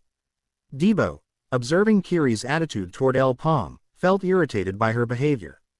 Kiri then asked El Paume if he and Debo were the only representatives sent from the Gafor Merchant Union. El Paume confirmed that it was indeed just the two of them. Upon hearing this, Kiri thought to herself that the Gafor Merchant Union might have completely given up on the gate by sending only 2 adventurers. At that very moment, members of the Dig Merchant Union and Merdia Merchant Union arrived, causing the atmosphere to shift dramatically. Debo was taken aback by the presence of these adventurers. At that moment, the 3 Natasha sisters from the Goldrich Merchant Union made their entrance. As soon as they arrived, an adventurer stepped forward and announced that everyone was now present. He introduced himself as Lonko and explained that he and his team were the chosen ones, tasked with providing support while the rest of the adventurers exited the gate. Lonko added that although everyone might have already heard this from their respective unions, he would explain it once more. He emphasized that any legendary item that emerged from the gate would not belong to the adventurers, even if they were the ones to obtain it. Lonko continued by stating that the rights to the items belong to their respective merchant unions and that the adventurers present would be compensated according to the terms they had agreed upon. He informed the adventurers that, although they would not be able to keep the legendary items for themselves, they would still be allowed to keep all the mana stones they obtained from the gate. Lonko then smiled and told everyone that if anyone was caught trying to pocket an item, they would have to face off against his party, which consisted of B-class adventurers. Debo, glancing at Lonko's arm, was shocked to see that he already had 5 circles marked on his hand. This made Debo increasingly worried as he observed Lonko's party, realizing just how strong they truly were. After making his announcements, Lonko informed everyone that they were now allowed to enter the gate. At that moment, Kiri instructed El Paume to follow her, stating that she would be leading the party and that they would be the ones to succeed and conquer the gate. Debo, feeling annoyed by Kiri's demeanor, turned to El Paume and asked what was wrong with her. He also questioned whether they really had to work with someone like Kiri. El Paume, on the other hand, did not hear what Debo was saying. He was lost in his own thoughts. At that moment, he reflected that the time had finally come, and he realized that all his previous efforts, which he had worked so hard to achieve, were ultimately for this moment, to enter the 100-man gate. El Paume thought to himself that the 100-man gate was an experience he had not had in his previous life. Now that he was given the chance to enter, he felt he must succeed no matter what, as everything would start from this gate. He understood that succeeding in this mission would greatly benefit him in the future. At that moment, El Paume told Debo that they should enter the gate. Meanwhile, Debo, still irritated by Kiri's attitude, declared that he would not help Kiri and her team even if they came to him and El Paume crying later. A few moments later, all the adventurers were inside the gate, and Debo asked El Paume why the grass was so tall, as he couldn't see anything because of it. At that moment, Kiri interrupted Debo, reminding him that they were not there for sightseeing and instructing him to keep up with the rest of the team. Debo, feeling irritated, turned to El Paume and asked if they were really going to accept this treatment from Kiri. However, when he looked at El Paume, he noticed that El Paume was preoccupied with something else. Debo then asked El Paume what he was doing. El Paume, at that moment, pressed one side of his face to the ground, listening intently. He could hear something approaching them. After a few moments, one of the adventurers announced that he also heard something coming at a fast pace. Just then, everyone caught sight of the ribbon pigs charging toward them. There were at least over 1,000 ribbon pigs stampeding in their direction. Kiri immediately instructed everyone to spread out to avoid being trampled by the approaching monsters. Everyone was in a state of panic, running in all directions to escape the charging monsters. As they fled, Kiri informed one of her team members that the situation was favorable for them, as they could lure the monsters into a more obstructed area for hunting. However, the team member pointed out a significant issue: the Gafor Merchant Union members were missing. Kiri, upon hearing this, was shocked by the situation. In a different location, Debo informed El Paume that the area they were in felt refreshing and suggested they could relax now. Debo then asked El Paume how he had been able to anticipate the stampede of the ribbon pigs. El Paume explained that, based on his experience, many herds of beasts traveled across the plains they were currently in. El Paume then explained that ribbon pigs had an average body length of 2 meters and were known for their violent personalities. They typically traveled in groups ranging from hundreds to sometimes even thousands. While they were tough monsters to deal with, they were not impossible to hunt, and El Paume noted that the same applied to the members of the other merchant unions. However, He thought to himself that the rest of the adventurers would likely try to avoid fighting, as they did not want to waste their energy so early in the gate. Since no one knew what other monsters they might encounter inside the gate, it was unlikely that the challenge would end with just a few ribbon pigs. As a result, the adventurers would want to avoid fighting weaker monsters as much as possible to conserve their energy. Paume, at that moment, recalled that before his regression, the raid at the Sleepywood 100-man gate had ended in failure, resulting in the deaths of all the adventurers. Debo, noticing that Paume was lost in thought, asked him what he was thinking about.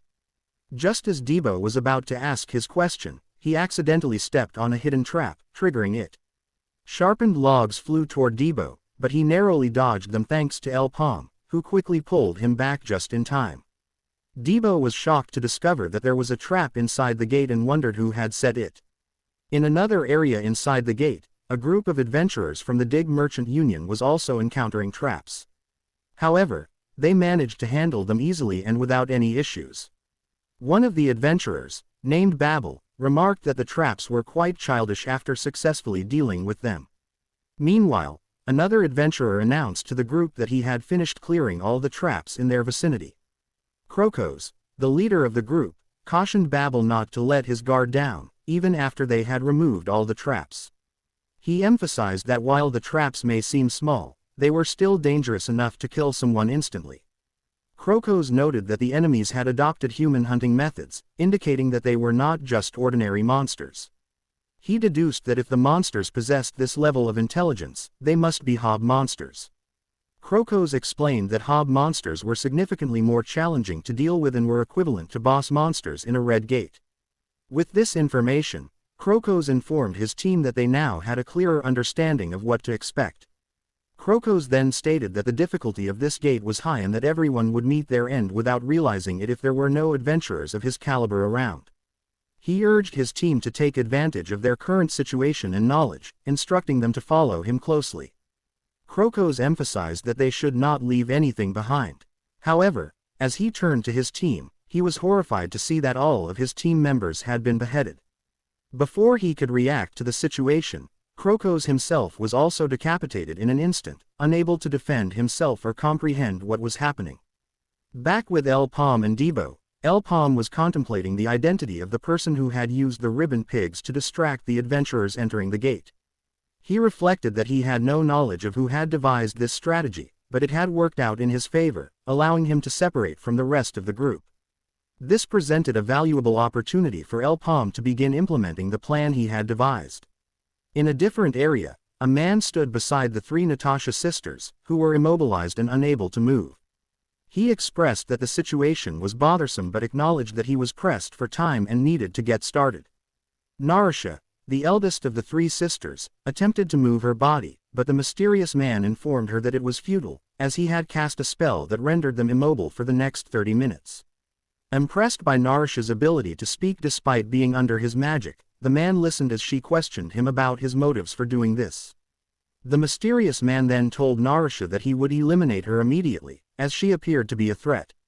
In an instant, he killed her on the spot, leaving her two sisters in shock and fear at the sight of their siblings' demise. After dispatching Narisha, the man contemplated her earlier question and addressed the remaining sisters, stating that it was a difficult question to answer. As the sisters panicked, he activated his magic and informed them that he was carrying out these actions for Sir Black Magician. At that moment, he launched a fire arrow at both sisters, incinerating them instantly. After killing them, the mysterious man, William, thought to himself that there seemed to be no end to this and that he really wanted to just laze around. As he contemplated this, he recalled what his superior had told him. His superior had called out his name and informed William that they had waited quietly for a long time for the right moment, and it was finally here. The superior added that they had been hiding, growing their strength, and spreading their influence, and now it was time to reap the fruits of their labor. William responded that he would not let him down. At that moment, his superior handed William a mysterious item and instructed him to use it wisely for his next mission, emphasizing that failure would not be tolerated. Returning to the present, William reminded himself that it could not be helped and that it was now time for him to get serious and complete the mission assigned to him. Moments later, night fell, and Paume and Debo found themselves near the base of the Hob monsters. Debo, observing the monsters, was taken aback by what he saw and asked Paume if it was true that all the monsters present were boss monsters. Paume, looking slightly annoyed, reminded Debo that he had already explained earlier that there was only one boss among all the Hob monsters. He added that the Hob monsters had high stamina and were innately strong, making it very risky to face even one of them. Furthermore, Paume noted that the Hob monsters had looted items from fallen adventurers, which would complicate matters even more, as some variants could use skills through those items.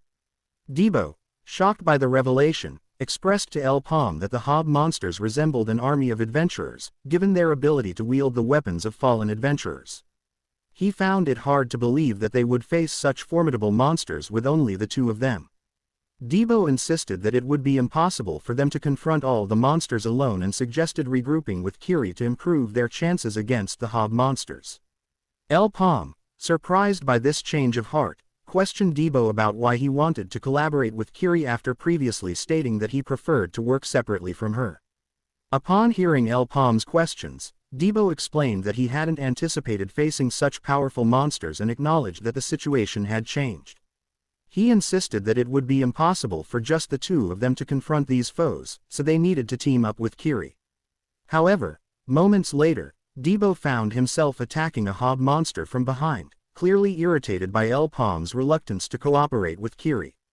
As Debo mulled over the situation while continuing his assault on the Hob monster, the creature suddenly launched a powerful attack toward him, but Debo managed to dodge it effortlessly. Debo positioned himself behind the Hob monster and swung his axe, declaring that it was over for the creature. Just as he was about to finish it off, the Hob monster managed to dodge his attack, leaving Debo momentarily surprised. In that instant, the Hob monster countered with a powerful blow, sending Debo flying backward. Although Debo was still unhurt, he felt frustrated that it was taking him so long to defeat the monster. However, after a few moments, the Hob monster lay lifeless on the ground, and Debo had finally finished it off. As Paume approached, Debo remarked that he had expected Paume to come to his aid, but he realized he was mistaken. Paume, upon hearing Debo's remark, noted that it seemed Debo could handle the monster alone. He added that, thanks to his lack of intervention, Debo now understood that Hob monsters were not impossible to defeat. However, Debo remained irritated by the situation, and just as he was about to voice his frustration, he spotted something on the ground that left him shocked. There lay the lifeless bodies of the Cygna's knights, their heads severed from their bodies. Debo turned to Paume and asked what had happened. As they approached the scene, Debo alerted Paume to a survivor. Paume moved closer to the survivor and inquired about the events that had transpired, asking if they had been attacked by a Hob monster. The survivor then explained to Paume that it was not the Hob monsters responsible for the deaths of the Cygna's knights but rather a group of individuals engaged in trolling. Trolling referred to the act of entering unknown gates that others could not access, with the sole purpose of gathering information and attacking other adventurers. Since the gate would disappear once they escaped, all evidence of their wrongdoing would vanish along with it. That's all for today, thanks for watching.